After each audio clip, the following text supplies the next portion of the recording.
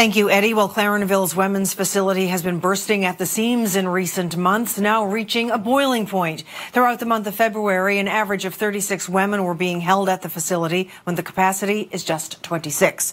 So government has taken an unusual measure tonight, announcing plans to temporarily house some female inmates at Her Majesty's Penitentiary in St. John's.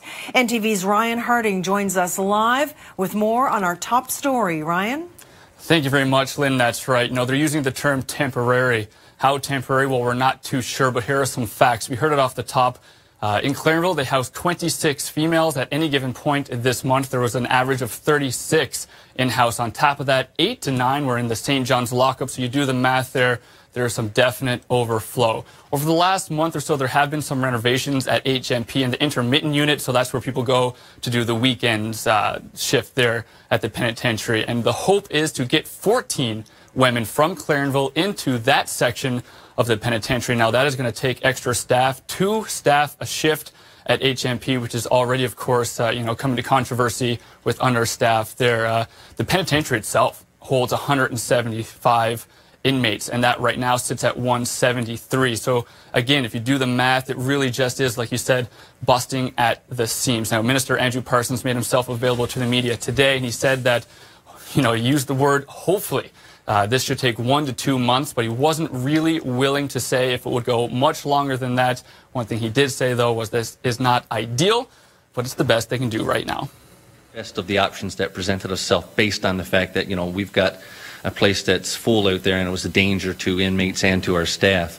That being said, this department will continue to work on what are other options here going forward. That's a process that, again, I've been doing, being very new to this and asking these questions already on our facilities across the province. So we'll continue to look at it. It's hard to put a date on. It's a situation that's fluid. I'd like to think that it's short term, but I also think that we have to put measures in place in case this goes longer than the hopeful anticipated period. So again, some of those timelines that we're talking about is in 1 to 2 weeks is when the 14 women will move in. Hopefully, and the key word is hopefully, 1 to 2 months is how long that'll last, potentially more. Jerry Rogers opened up and made herself available for her opinion. She says this goes beyond right now. This shouldn't be short term. They should be looking long term, and that this goes far beyond just shuffling around a few inmates.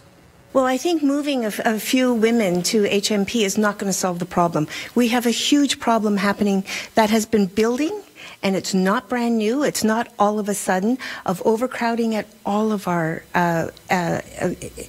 facilities in the province. The lockups are all bursting at the seams. All the prisons are bursting at the seams. A lot of people are on remand. And what's happening is that we don't have a bail supervision program. So we have people who are on remand who are in because of breaches. A lot of people are in because of drug-related crimes. They're not getting treatment inside. And the courts are also backed up.